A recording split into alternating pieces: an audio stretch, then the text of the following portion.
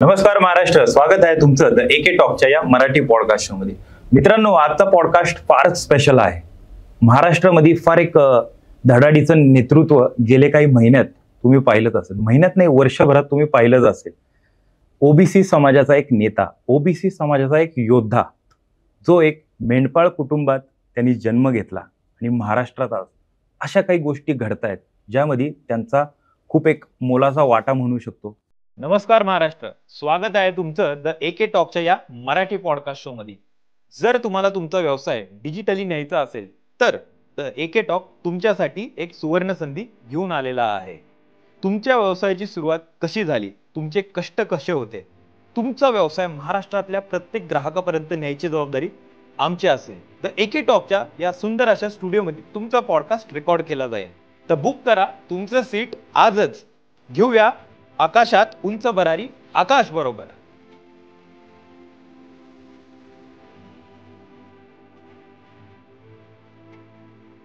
आज आपल्या बरोबर आहेत लक्ष्मण हाके साहेब. साहेब नमस्कार. द एके टॉक्स.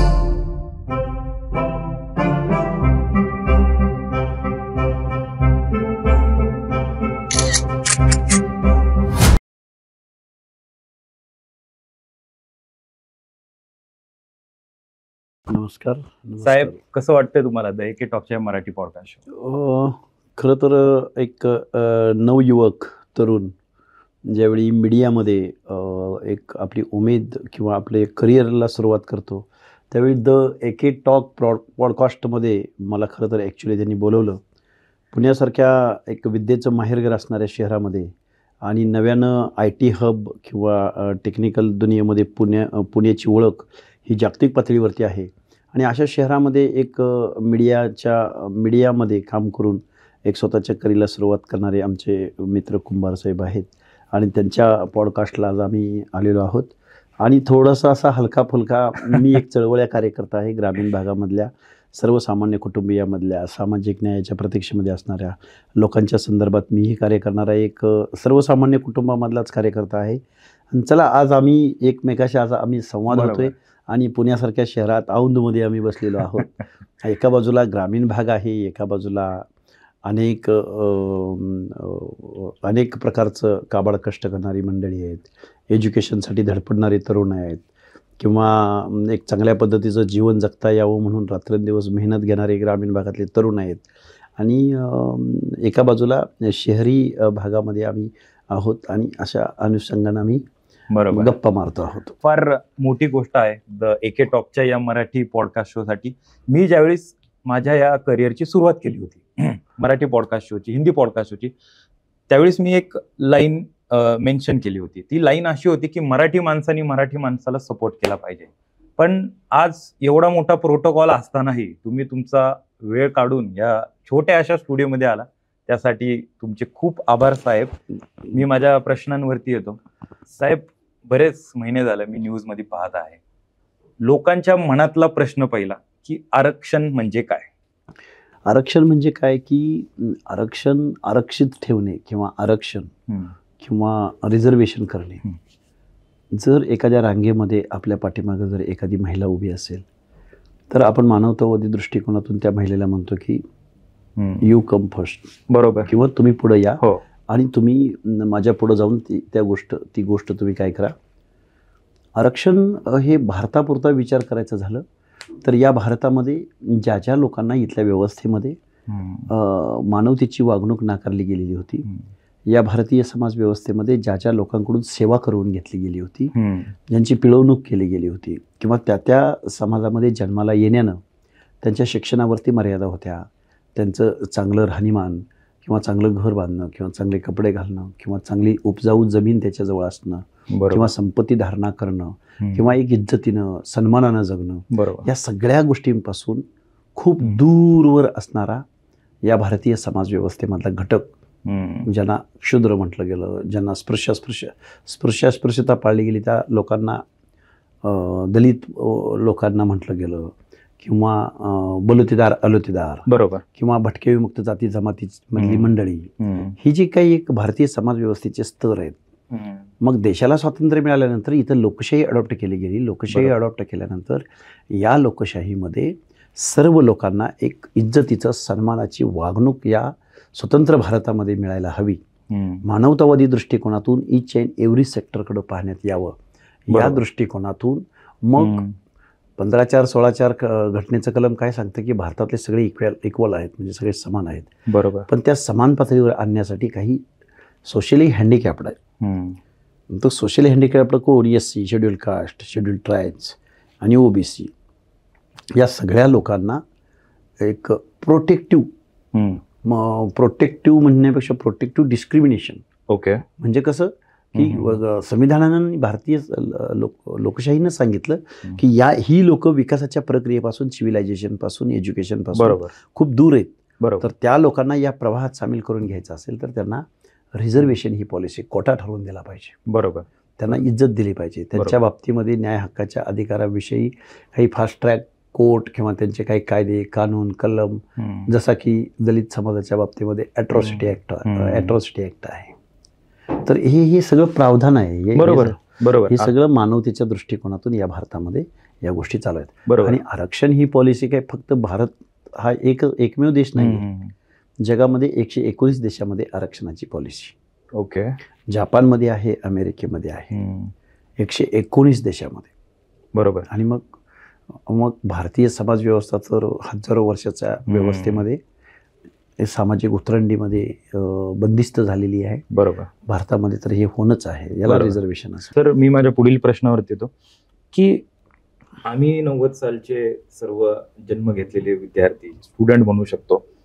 सर, आरक्षण हे कोणत्या साली मांडलं गेलं होतं आणि ह्या काळात 2024 मध्ये त्या आरक्षणाची गरज आहे? आरक्षणाची पॉलिसी देशाला स्वातंत्र्य मिळण्याच्या अगोदर 1934च्या कायद्याने, म्हणजे इंग्रजांनी ह्या सगळ्या गोष्टीचा पाया घातलेला होता. ओके. हां. आणि मग इंग्रजांनी पाया घातल्यानंतर त्याला खरं मूर्त रूप, कायद्याचं रूप स्वातंत्र्योत्तर कालखंडामध्ये डॉक्टर बाबासाहेब आंबेडकरांच्या संविधानामधून दलितांना आणि आदिवासींना मिळालं. त्याच वेळी डॉक्टर बाबासाहेब आंबेडकरांचा आग्रह होता 340व्या कलमाचा, ज्या 340व्या कलमामध्ये OBCचं रिझर्वेशन होतं. पण ते OBCना रिझर्वेशन का द्यायचं ते त्यांना तेवढं त्या कालावधीमधल्या लोकांना त्या लोकांनी मनावर घेतलं नाही किंवा त्याला खूप वेळ गेला. बरोबर. आणि मग ते 1993-94 साल उजाडावं लागलं देश स्वतंत्र झाल्यानंतर. देश स्वतंत्र झाला 1947ला. आणि रिझर्वेशन OBCचा विचार करायचा फक्त म्हटलं तर OBCचं रिझर्वेशन आलं 1994ला. तर 94ला आलं आणि ते आता चॅलेंज झालं. म्हणजे OBC हा खरोखरीच आज OBC मधल्या छोटे घटक असे आहेत की तुम्ही आज गरज आहे का असं बोलताय. बरोबर. आज तर एवढी गरज आहे. बरोबर. एक वेळ 94च्या अगोदर कमी गरज असेल, पण आत्ता खूप मोठी गरज आहे. ओके. हां. आत्ता गरज अशी आहे, एका बाजूला इंडस्ट्रियलायझेशन होतंय, एका बाजूला भांडवलदार मंडळींचा इथल्या समाज व्यवस्थेवरती पगड आहे. बरोबर. या भारतामधली 90% प्रॉपर्टी ही 5 ते 7% लोकांच्या कब्जामध्ये आहे. आणि 10% प्रॉपर्टी ही 80-90% लोकांमध्ये वाटली गेली. बरोबर. बरोबर. असं जर एवढं व्यस्त प्रमाण असेल किंवा या व्यवस्थेमध्ये नोकरीच लागणार नसेल, या व्यवस्थेमध्ये तरुणांना बेरोजगारांच्या हाताला कामच उपलब्ध होणार नसेल, आणि ग्रामीण भागातल्या लोकांना, काही ठराविक वर्गाच्याच लोकांना कारखानदारी करता येते, आमदार खासदार होता येतं. बरोबर. मोठमोठ्या गाड्या घोडे घेता येतात, मोठमोठ्या बँकांचे कर्ज त्यांना मिळतात. बरोबर. कारण त्यांच्याकडं कोलॅटरल सिक्युरिटी म्हणून जमीन असते, प्रॉपर्टी असते. पण आमच्या VJNT, SBC किंवा OBC मधल्या एखादा बलुतेदार, एखादा अलोतेदार, एखादा पारंपरिक व्यवसायात आजही जखडला गेलेला असेल, घिसाडी असेल, लोहार असेल, गाडी लोहार असेल, किंवा एखादा नाभिक बंधू असेल. नाभिक बंधूचं दुकान किती 5x10 किंवा 10x10 किंवा 5x7 असं छोटंसं दुकान असतं. बरोबर.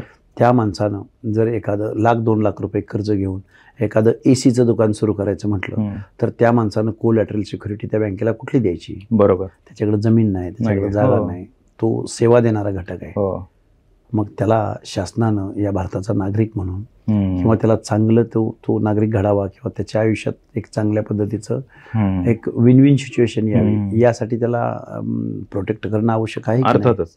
त्यामुळे आरक्षण हे आज एवढी आवश्यकता आहे त्या गोष्टीची. आरक्षणाची आवश्यकता आहे, पण उदाहरण काही व्यक्तींना 5 करोड 10 करोड अशा करोडोच्या घरात इन्कम असेल, तो मग कोणत्याही समाजाचा असो, अशा व्यक्तींना आरक्षणाची गरज आहे. अर्थ म्हणजे इकॉनॉमिक्स आणि आरक्षण बरोबर. ह्या वेगळ्या गोष्टी आहेत. बरोबर. एखादा गरीब झाला म्हणून त्याला आरक्षण द्या.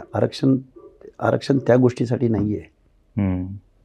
म्हणजे एखादा दलित समाजातला माणूस त्यानं काही व्यवसाय उलटे पालटे व्यवसाय केले, बरोबर, रिअल इस्टेटमध्ये गेला किंवा कुठून काहीतरी करून त्यानं पैसे कमवले, म्हणजे त्याला आरक्षण देऊ नका असं त्याचा मिनिंग नाहीये. आरक्षण हे प्रतिनिधित्वाचा कायदा आहे. बरोबर. प्रतिनिधित्व म्हणजे ज्यांच्या बाबतीमध्ये दलित म्हणून पाहिलं जातं, ओके, ज्यांच्याकडं बलुता म्हणून पाहिलं जातं, ज्यांच्याकडं मेंढपाळ म्हणून पाहिलं जातं, ओके, ज्यांच्याकडं त्या कम्युनिटीमध्ये जन्माला आलेल्या माणसाला एखादा नाभिक असेल किंवा एखादा सुतार असेल, एखादा मेंढपाळ असेल, तो प्रतिनिधित्वाचा कायदा आहे. हा बरोबर, गरिबी हटवचा प्रोग्राम नाही आहे. बरोबर. बरं, एखाद्या दलित समाजातला एखादा माणूस एखाद्या मोठ्या पोस्टवर गेला आणि त्याला खूप आर्थिक म्हणजे आर्थिक स्ट्रॉंग झाला, आता त्याला कशाला पाहिजे आरक्षण? बरोबर, हे चुकीचं आहे. चुकीचं आहे. ते प्रतिनिधित्व आहे, त्या कम्युनिटीचं प्रतिनिधित्व. बरोबर. अर्थातच तो सर, त्या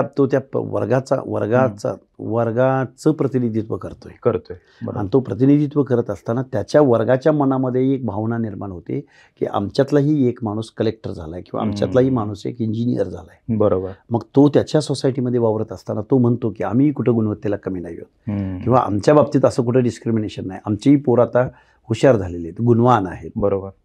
यासाठी रिझर्वेशन पॉलिसी सांगितलं कोणी की श्रीमंत झालाय ना आता त्याचं आरक्षण काढून घ्या. एखाद्या दलिताच्या, एखाद्या समजा मातंग समाजातल्या माणसानं एखादं 2 मजली घर बांधलं, एक चांगलं आरसीसी कॉन्क्रीटचं घर बांधलं, म्हणून त्या मातंगाला त्या गावामध्ये असं म्हटलं जातं का या या या या साहेब बसा, असं नाही ना म्हटलं. बरोबर. हजारो वर्षाची इथली व्यवस्था आहे. इथं माणसं वाटली गेलेली आहेत. इथं जातीय अभिनिवेशानं जगणारी माणसं आहेत. सरंजामदार, दरकदार, सरदार, गावातली वतनदार मंडळी, पवार पाटील देशमुख मंडळी, ही माणसं काय करतात, या बलुत्यामधल्या आलुत्यामधला एखादा कलेक्टर जरी झाला, दलितामधला एखादा कलेक्टर जरी झाला आणि त्यानं घर जरी बांधलं भलं मोठं, तरी त्या माणसाची प्रतिष्ठा वाढते असं नाही. त्या माणसाकडं त्या जातीचा घटक म्हणूनच पाहिलं जातं. त्याची गुणवैशिष्ट्यच त्या कलेक्टर असणाऱ्या माणसामध्ये शोधली जातात. बरोबर.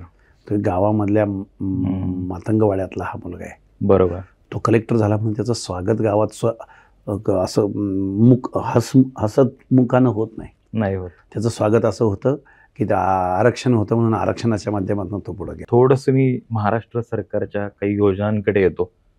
नुकतंच सर्वांनाच माहिती आहे की ज्यांना कमी उत्पन्न आहे आणि अशा बऱ्याच काही गोष्टी आहेत, त्यासाठी महाराष्ट्र सरकारने एक योजना चालू केली आता, लाडकी बहीण.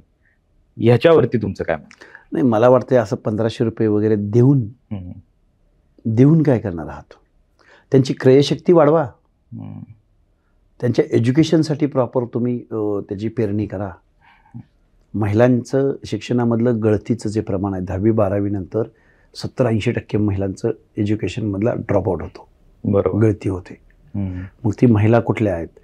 साधारणपणे ओबीसी मधल्या आहेत, दलितामधल्या आहेत, VJNT मधल्या आहेत. ते ड्रॉपआउट कसा रोखता येईल? 10वी 12वी नंतर मुलींचं प्रमाण हे 50% तरी मुली हायर एज्युकेशनला आल्या पाहिजेत. यासाठी धोरण राबवा ना. बरोबर. तुम्ही त्यांना 1500 रुपये देऊन काय करणार आहात? 1500 रुपयेमध्ये महिन्याला जर तुम्ही 1500 रुपये दिले तर त्यांच्या दैनंदिन गरजा आणि महिन्याला लागणारा त्यांचा एकूण खर्च काढा ना. बरोबर. किती दिवसाला ते 1500 रुपये देत आहेत?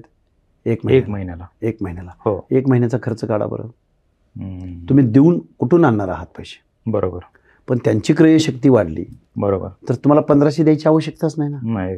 त्यामुळे हे मतं मिळवण्यासाठी किंवा निवडणुका डोळ्यासमोर ठेवून अशा गोष्टी होत असतात, पण त्याचा काही उपयोग नाही. निवडणुका जवळ आल्या की अशा काही गोष्टी होत असतात असंही म्हटलं जातं. मी आज जे काय माझे प्रश्न मांडतोय, हे मी पण एक सामान्य नागरिक आहे. सामान्य नागरिकांच्या मनातील प्रश्न हा की निवडणुका जवळ आल्या की उपोषण मांडलं जातं. हे खरंच आहे सर? निवडणुका जवळ आल्यानंतर त्या मागणी करणाऱ्यालाही असं वाटतं की आता निवडणुका जवळ आल्या तर आपला प्रश्न सुटू शकतो. ही संधी असते. बरोबर. पण शासन वेळ मारून नेतं. सामाजिक न्यायाच्या गोष्टीकडं जेवढ्या संवेदनशील पद्धतीने बघायला पाहिजे ते आत्ताचे आमदार, खासदार, मंत्री, पक्षप्रमुख बघत नाहीत. दुसरा विषय, निवडणुका जिंकण्यासाठीच ते जगतात 5 वर्ष. निवडणुका झाल्यानंतर त्यांनी जनतेसाठी किंवा इथल्या कॉन्स्टिट्युशनल तत्वाविषयी, संविधानिक तत्वावर जगायला पाहिजे, भांडायला पाहिजे. भटक्यांचा उद्धार झाला पाहिजे, ओबीसींचा उद्धार झाला पाहिजे, ग्रामीण भागातल्या मुलींना चांगले एज्युकेशन सिस्टीम देता आली पाहिजे, शेतकऱ्यांना व्यवस्थित योजना पर्क्युलेट झाल्या पाहिजेत, पाण्याच्या योजना झाल्या पाहिजेत. बरोबर. आपण 24 आवर्स वर्क केलं पाहिजे, काम केलं पाहिजे. बरोबर. आपण त्यांचे लीडर नसून आपण त्यांचे सेवक आहोत या भावनेनं जगलं पाहिजे. मी सेवक आहे म्हणून जर मी काही करत असेल तर त्यामुळं आपण इतर देशांशी तुलना करत नाही. बरोबर. इतर देशांच्या पॉलिसीची तुलना करत नाही. इतर देशांचे लोकप्रतिनिधी कसं बिहेव करतात त्याच्याशी बोलत नाही. आपलं एक खूप वेगळ्या पद्धतीचं भारताच्या लोकशाहीचा अर्थ इथल्या आपल्या शासनकर्त्या लोकांनी घेतलेला आहे. 2024च्या विधानसभा निवडणुका लवकरच येत आहेत. ओबीसी समाजाचे काही कार्यकर्त्यांना आम्ही उमेदवार म्हणून पाहू शकतो? उमेदवार म्हणून नाही, उमेदवार तर 100पेक्षा जास्त दिसतील. पण विनिंगचे ओबीसीचे 50 आमदार या महाराष्ट्रामध्ये ओबीसीच्या विचारांचे असतील, वेगवेगळ्या पक्षाच्या सेलचे वगैरे नाही, किंवा पक्षानं तिकीट दिले म्हणून निवडून गेलेले नक्की नाही, किंवा पक्षानं सांगितलं म्हणून एखादा कोणी माणूस असं नाही. तर ओबीसीचे विचार मांडणारे 50 आमदार या महाराष्ट्राच्या विधानसभेमध्ये 2024ला तुम्हाला दिसतील. काय आहेत ओबीसी समाजाचे विचार? ओबीसीचे विचार, कास्ट वाईज सेन्सस झाला पाहिजे, 50% जास्त लोकसंख्येला बजेट मिळालं पाहिजे. आजही ग्रामीण भागामध्ये मेंढपाळ असेल, महिला असतील, शारीरिक श्रमाचं काम करतात, त्यांना पक्कं घर भेटलं पाहिजे. आम्हाला राशन दुकानावरती राशन नको आहे, आम्हाला दर्जेदार समान शिक्षण भेटलं पाहिजे. बरोबर. आम्हाला प्रत्येक तालुक्याच्या ठिकाणी वेगवेगळ्या समूहांचं प्रतिनिधित्व डिसिजन मेकिंगमध्ये दिसलं पाहिजे.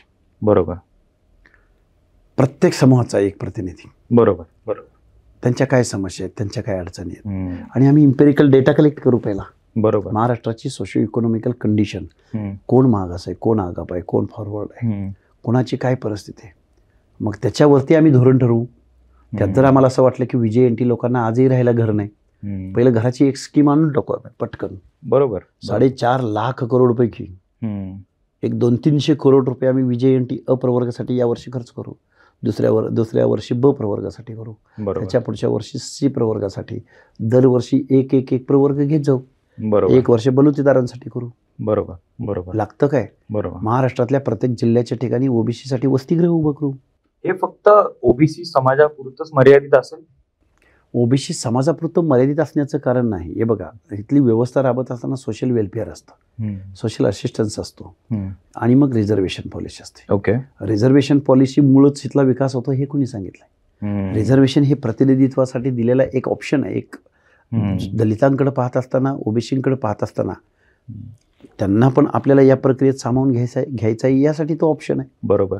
सोशल वेलफेअर आहे ना, मग पाण्याच्या योजना आहेत, मग शेतकऱ्यांसाठी दिले जाणारे अनुदान आहेत, अजून मोठमोठे प्रोजेक्ट आहेत, एज्युकेशन, हा सोशल वेलफेअरच आहे ना सगळं. बरोबर. मग तुम्ही रिझर्वेशनकडे या अशा कुत्सित भावनेनं आम्हाला पण मिळालं पाहिजे, आम्हाला का नाही, अशा भावनेनं नाही पाहू शकत. जसं मी आता तुमच्या उत्तरात पाहिलं की ग्रामीण भाग आणि शहरी भाग यामधला थोडाफार कुठेतरी फरक दिसत होता.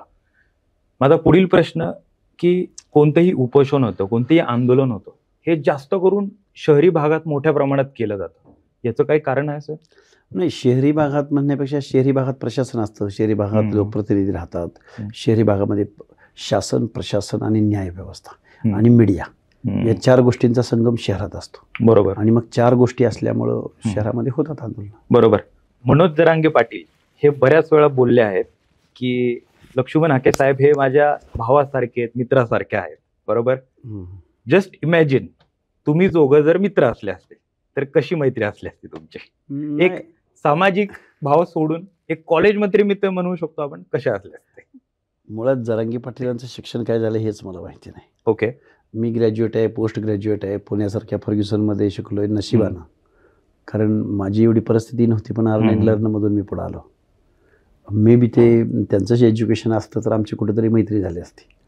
पण त्यांच्या ज्या काही मागण्या आहेत ह्या मागण्या चुकीच्या आहेत असं मी कधीच म्हणलेलं नाही. बरोबर. पण ते जे मागण्या पूर्ण करण्यासाठी ते जे आरक्षण मागतायत हे चुकीचं आहे, हे मी खूप वेळा सांगितलंय. बेरोजगारी आहे का? असू शकते. गरिबी आहे का त्यांच्यात आलेली असू शकते बरोबर. गरिबी. पण गरिबी ठरवायची कशी? बरोबर. 20 एकराचा 5 एकरावर आला किंवा 2 एकरावर आला म्हणून गरीब म्हणत असतील तर मग आमच्या विजय NT मधल्या माणसाला गावगाड्यामध्ये एक अर्ध्या गुंठ्याचं जमीन सुद्धा धारणा सुद्धा करता आली नाही किंवा घेता आलं नाही किंवा त्याचं घर नाही. बरोबर. बरोबर. मग तो गरीब का हा गरीब? मग गरीब कुणाला म्हणायचं? त्यामुळं जरांगे काय असं. बरोबर. हां, बरोबर. पुढील मुद्द्यावरती येतो की आत्ता जो उपोषणाचा जो तिढा झाला आहे हे सर्व पक्षीय बसून कुठेतरी तो सोडू शकतात. सोडू शकत नाहीत, ते येऊ पण शकत नाहीत एकत्र. ओके. आणि अर्ध्याहून जास्त लोकसंख्या असलेल्या ओबीसीकडे ते दुर्लक्ष करतायत, इग्नोर करतायत. हो, मी पाहिलं. कारण तुमचं उपोषण ज्यावेळेस चालू होतं त्यावेळेस पहिल्या 4 ते 5 दिवसात सरकारकडून काही रिस्पॉन्स पण आला नव्हता. मग कसं आहे, शासन ज्यांचं उपद्रव मूल्य दिसतं, न्यूसेन्स व्हॅल्यू, त्या लोकांना एंटरटेन करतं. ज्यांची न्यूसेन्स व्हॅल्यू दिसत नाही बरोबर त्या लोकांना ते इग्नोर करतं. बरोबर. कितीतरी आंदोलनं, रोज शेकडो आंदोलनं चालू असतात, असं ते म्हणून जातं, सोडून देतं विषय. बरोबर. असं त्याचं हे आहे. बरोबर. आपण दखल घ्यायला भाग पाडले. तिथं लोकांची लोंढेच्या लोंढे, जनता, लोकांचा प्रतिसाद, बरोबर या गोष्टीमुळे ते. बरोबर. बरोबर. मी थोडंसं तुमच्या आधीच्या आयुष्याकडे येतो. तुम्ही जसं सांगितलं की फर्ग्युसन कॉलेजमध्ये, पुण्यातील नामांकित कॉलेजमध्ये तुम्ही प्राध्यापक म्हणून होते. बरोबर. सर, फार एक फर्ग्युसन कॉलेज आणि FC रोड म्हटलं की फार एकच सर्व लोकांना पहिली गोष्ट आवडती, ती म्हणजे वैशाली हॉटेलचा डोसा. कधी गेलाय खायला सर? वैशाली किंवा रुपाली हॉटेलला आम्ही पाहत राहिलो. ओके. पण एक वाडीलाल नावाचं एक हॉटेल खालच्या बाजूला ओपन झालं होतं आणि त्यांची एक टाइम्स ऑफ इंडियामध्ये जाहिरात आली होती. ओके. की हे कुपन घेऊन येणाऱ्या माणसाला आम्ही आज फ्री काय देत आहोत? ओके. नाश्ता देत आहोत. आम्ही ते कुपन काढलं होतं आणि कुपन घेऊन आम्ही रांगेत उभं राहिलो होतो आणि एवढी तिथं गर्दी उसळली होती. हे कोणत्या सालची गोष्ट आहे? हे साधारणपणे 2001 ची वगैरे. मी विद्यार्थी होतो फर्ग्युसनला.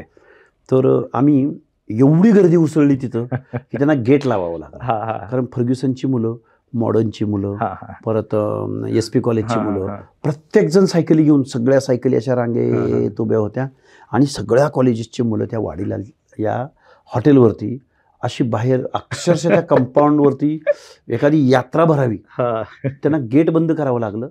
आम्ही पण 2 तास उभं राहिलो तिथं, आपल्याला नाश्ता मिळणार आहे म्हणून, पण नाही मिळाला कोणालाच. त्यांना ते बंद करावं लागलं. ती योजना अंगलट आली त्यांच्या आणि मग आम्ही माघारी गेलो. म्हणजे रुपाली वैशालीला तर आम्ही कधी बसता आलं नाही आम्हाला. पण आम्हाला आमचं कॅन्टीन होतं, त्या कॅन्टीनमध्ये चहा पिणं सुद्धा आमच्यासाठी जिकिरीची गोष्ट होती. बरोबर. ह्या गोष्टी होत्या, ह्या मधल्या सुट्टीत होत होत्या का कॉलेज शाळा बुडून जात होते तुम्ही? नाही, कॉलेज बुडवून वगैरे नाही, पण कॉलेज माझं सकाळ 7 असायचं. 12-1 वाजता मी फ्री व्हायचो. बरोबर. मेसचं जेवण केलं की रूमवर येणे. ओके. मग त्यानंतरचा दिनक्रम सुरू असायचा. म्हणजे तेव्हा कधी असं वाटलं होतं की आपण एक खूप मोठी अशी चळवळ महाराष्ट्रात उभी करू, असं कधी वाटलं होतं काय? विद्यार्थी म्हणून ज्यावेळी आम्ही भालचंद्र नेमाडेंची कादंबरी वाचायचो कोसला, त्या कोसल्यामध्ये असं म्हणायचे की मला ज्ञानपीठ पुरस्कार मिळणार आहे. ओके. म्हणजे खूप मोठं स्वप्न पाहिलं आम्हाला. त्या मराठी लिटरेचर मधल्या कथा कादंबऱ्यांनी आमच्या जाणीवा खूप प्रगल्भ केल्या. आम्हाला डॉक्टर इंजिनियर नाही होता आलं. बरोबर. पण आमच्या जाणीवा एवढ्या स्ट्रॉंग झाल्या की त्या चळवळीला कामी आल्या. चळवळीला नेता बनलो. बरोबर. त्यामधली मग झाडाझडती असेल किंवा मग आपल्या कोसला असेल, बिराडा असेल, जरीला असेल, झूल असेल, किंवा आमच्या दलित साहित्यामधली सगळ्या महिलांची आत्मकथनं असतील किंवा अनेक लेखकांची आत्मकथनं असतील. बरोबर. त्यामध्ये मग शंकरराव खरातांचं तराळ अंतराळ असो किंवा मग आमच्या दया पवारांचं बलुतं असो किंवा लक्ष्मण मानेंचं उपरा असो किंवा लक्ष्मण गायकवाडांचं उचल्या असो. बरोबर. किंवा नरेंद्र जाधवांचं आमचा बाप आणि आम्ही असो. ओके. किंवा लिटरेचरमधले खूप आत्मकथनं जी आली, आत्मकथनं वाचत असताना कधी काळी ग्रामीण भागातलं जर एखादं आत्मकथन आम्हाला वाचायला आलं तर ते वाचत असताना ते आपणच जगतोय की काय असं वाटायचं. उदाहरणार्थ आनंद यादवांची झोंबी. म्हणजे ह्या सगळ्या गोष्टी, गावगाडा, शहरी भाग, काय करायला पाहिजे, काय व्हायला पाहिजे, दलित साहित्यामधली अनेक साहित्यकृती, वाटा पळवाटा नावाचं दत्ता भगतांचं नाटक, ओके, अंगावर शहारं आणणार होतं. वाटाफळ वाटाणा आयुष्यामधला मग एक सामाजिक कार्यकर्ता आणि राजकारणाकडे जाणं, किंवा नामदेव ढसाळांची गोलपेठा किंवा नामदेव बरोबर. ढसाळांचे अनेक म्हणजे हाडकी हाडवळापासून ते मी मारले सूर्याच्या रथाचे 7 घोडे इथपर्यंत. त्यामुळं ह्या गोष्टी जाणीव प्रगल्भ करत गेल्या. प्रत्येक माणसाकडे आदरानं बघत गेलो. प्रत्येक माणसाच्या भूमिकेमध्ये शिरण्याचा प्रयत्न केला. त्यामुळं ह्या गोष्टी सगळ्या झाल्या. सर, मी तुमची एक व्हिडिओ पाहिली होती, म्हणजे तुमच्या आईंची एक व्हिडिओ पाहिली होती आता उपोषणाच्या दरम्यान. आई रडत होत्या. आईंनी पण कदाचित त्यावेळेस जेवण वगैरे केलं नव्हतं, ते पण एक उपोषण फॉलो करत होते. सर, कसं वातावरण होतं त्यावेळेस घरातलं? सर, नाही, घरातल्या लोकांना काय असतं, अज्ञानात सुख असतं म्हणतात. आपले आई वडील अशिक्षित आहेत, त्यांचं रुटीन ठरलेलं आहे. सकाळी उठावं, शेळ्या मेंढ्या सोडाव्यात, आणाव्यात, बांधाव्यात, शेतातलं काम करावं, 2 टाइम जेवण करावं, बस फिनिश. त्यांना आरक्षण म्हणजे काय, स्वातंत्र्य म्हणजे काय, भारत नावाचा देश म्हणजे काय, ओबीसीचं आरक्षण म्हणजे काय, आमचा मुलगा काय शिकलाय, आमचा मुलगा कुणासाठी भांडतोय आणि तो कशासाठी भांडतोय, काही देणं घेणं नाही ना. बरोबर. काही देणं घेणं नाही म्हणण्यापेक्षा बरोबर, त्याची उमजच नाही ना. बरोबर बरोबर बरोबर. त्यामुळं लोक येत आहेत, मुलाखती घेत आहेत, मग असं उपोषण केलंय, ते जेवलेच नाहीत, इथंपर्यंतच. पण ह्याच्या पलीकडे जाऊन हे असं आहे, मग हे असं आहे, आणि त्याचा अर्थ काय, त्याचं मिनिंग काय, त्याचं काय त्यांना माहीतच नाही. नाहीच आहे. बरोबर. एक सामान्य कुटुंबातून तुम्ही आज महाराष्ट्रात एवढ्या मोठ्या लेवलला काम करताय, फार ही सर्वांसाठी पण फार मोठी गोष्ट आहे. सर, थोडा एक आउट ऑफ द बॉक्स जाऊन एक प्रश्न विचारतो. टीव्ही पाहता सर? न्यूजच पाहतो. ओके. अलीकडच्या कालावधीमध्ये एंटरटेनमेंटचे काही प्रोग्राम बघतो. ओके. म्हणजे थोडंसं एक वेगळं म्हणून. बिग बॉस पाहता? बिग बॉस अलीकडे थोडंसं काही ग्रामीण भागातली मुलांनी त्यात एंट्री केल्यानंतर आम्ही थोडंसं काही यूट्यूबवरती वगैरे बघतो. थोडं मी थोडं मुद्द्यावरती येतो. म्हणजे मी पर्सनली, मला एक व्यक्ती पहिल्यापासून आवडायचा बिग बॉस मध्ये जायच्या आधीपासून, तो आहे सूरज चव्हाण, ज्याला मी बऱ्याच वेळा पाहिलं होतं. म्हणजे आधी पण बरेच लोक त्याच्या गोष्टींना हसण्यावारी घ्यायच्या. माझ्याकडे त्याच्याकडे बघण्याचा असा दृष्टिकोन होता आधी, की हा ग्रामीण भागातला मुलगा, हा सकाळी उठल्यापासून रात्रीपर्यंत करणार काय, जसं तुम्ही मगाशी सांगितलं की शेतात जाणार, गुरं सोडणार, पाणी सोडणार, अशा प्रकारे तो काहीतरी करतोय. त्याला एवढी मोठी फॅन फॉलोइंग तयार झाली होती आधीच त्याची, बरोबर. आज तो बिग बॉस सारख्या घरात गेलाय. सर, तुम्हाला काय वाटतंय? ग्रामीण भागामध्ये त्याचं जे एक शब्दावरची पकड आहे ती अफलातून आहे. हो. त्यानं त्याचा एक नॅरेट सेट केलाय. बुक्कीट टेंगुळ याला आपण शिवी म्हणतो किंवा काय म्हणतो. बुक्कीट टेंगुळ म्हटल्यानंतर एक बुक्कीट टेंगुळ नाही, तो बुक्कीट टेंगुळ त्याचा सिम्बॉल आहे, त्याची आयडेंटिटी बनलाय तो. बरोबर. त्यामुळे त्या माझ्या ग्रामीण भागामधल्या बोलीभाषेमधल्या त्या 2 शब्दाची उंची कुणी काही म्हटलं तर सूरज चव्हाणनीच वाढवली. बरोबर. त्याचे शब्द फेक आणि शब्दावरचं कमांड आणि त्याचे हावभाव. बरोबर. त्यानं तर मग कोण त्याला येडं म्हटले असतील, कोण शहाणं म्हटले असतील, अरे काय लावलंय म्हटले असतील. बरोबर. त्यानं त्याचा नॅरेट सेट केला आणि कुणाला आवडू न आवडो, बरोबर, तो आज महाराष्ट्राच्या प्रत्येकाच्या घराघरात पोहोचलेला व्यक्ती आहे. त्यामुळे ह्या गोष्टी काय होतं, दर एक प्रत्येक पिढीची एक भाषा असते. प्रत्येक पिढीचा एक एंटरटेनचा वेगळा इश्यू असतो. कधी काळी दशावतार चालायचे, कधी काळी सोंगी सोंगी भारूड भजनं चालायची. बरोबर. कधी काळी लोकनाट्य तमाशा चालायचा.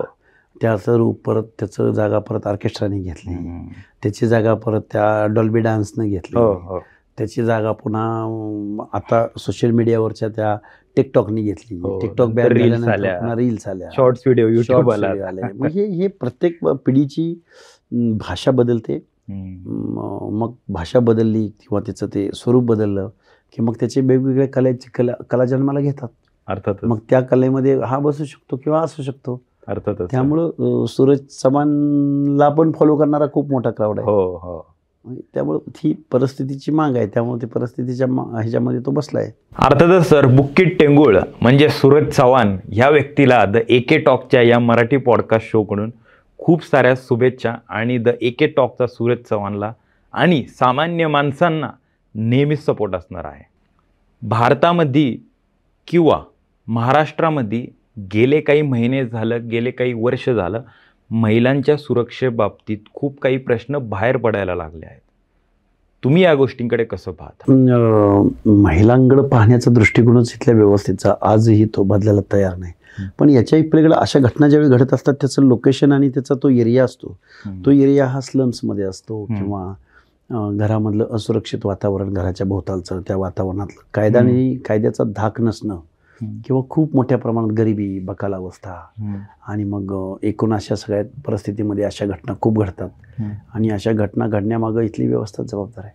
बरोबर. घटना घडल्यानंतर त्याला शिक्षा देऊन, फाशी देऊन काय आणि मृत्यूदंड देऊन काय होणार आहे, पण घटना घडूच नयेत म्हणून काही प्रिव्हेन्शन बेटर देन क्युअर काय म्हणतात, यावरती काम होणं आवश्यक आहे. म्हणजे तुम्ही जसं मगाशी म्हटलं होतं की कायद्याचा धाक राहिला नाही आता. घटना घडल्यानंतर इथली यंत्रणा कामाला लागते. घटना घडूच नये म्हणून काही इथली यंत्रणा काम करताना दिसून येत नाही. बरोबर. त्याच्यावरती तज्ज्ञ काम करताना दिसून येत नाहीत. बरोबर. त्याच्यावरती चळवळी काम करताना दिसून येत नाहीत. घटना घडल्यानंतर रकानेच्या रकाने पेपरमध्ये भरून येतात. बरोबर. पण घटना घडूच नये म्हणून तशा पद्धतीचं काउन्सिलिंग, तशा पद्धतीचं स्कूल, शाळामध्ये, एज्युकेशनमध्ये तसा काहीतरी अंतर्भाव, या गोष्टी होत नाहीत. व्यवस्था ही अशीच राहते. बरोबर. आणि आपली भारताची लोकसंख्या ही प्रचंड अवास्तव लोकसंख्या आहे. शासन कसं कंट्रोल करू शकतं? बरोबर. पण जर तुम्ही एज्युकेशनमध्ये आणि एक अगोदरच जर काही गोष्टी तुम्ही त्या प्लॅन करून जर पुढे गेलात तर अशा गोष्टी कमी घडतील. ह्यालाच एक सिमिलर प्रश्न गेले काही महिने झालं, वर्ष झालं पाहतोय. बरोबर. UPSC असो किंवा नीट असो, ह्या एक्झाममध्ये बऱ्याच मोठ्या प्रमाणात घोटाळा होत आलेला आहे. एक प्राध्यापक म्हणून तुम्ही कसं पाहताय गोष्टी? खरं तर ह्या टॉपच्या परीक्षा आहेत आणि भारताचं लक्ष लागून राहिलेलं असतं. विद्यार्थ्यांच्या करिअरचा प्रश्न असतो आणि मेहनत खूप घेतलेली असते. अर्थात असते. आणि अशा कालावधीमध्ये असं प्रामाणिकपणे कष्ट करून मेहनत घेणाऱ्या मुलांना जर असं काय होते असं जर कळलं तर सिस्टीमवरचा विश्वास उडतो आणि त्याचं कॉन्सन्ट्रेशन जे आहे, तो जो स्वतः स्किल कमवतोय किंवा ते अभ्यास करतोय, त्यावेळी मोरल डाऊन होतं अशा घटनांनी. बरोबर. आणि अशा गोष्टी खरं तर घडायला नाही पाहिजेत व्यवस्थित. बरोबर. घडत असतील तर त्याला स्ट्रिक्टली काही गोष्टी झाल्या पाहिजेत. एवढ्या धावपळीच्या आयुष्यात तुम्ही तुमच्या फिटनेसकडे कसं लक्ष देता? आता सध्या तरी फिटनेसकडे दुर्लक्ष आहे. जिमला वगैरे जाता? नाही, ओके. वेळच मिळत नाही. म्हणजे व्यायाम, तालमी वगैरे कधी नाही. काय?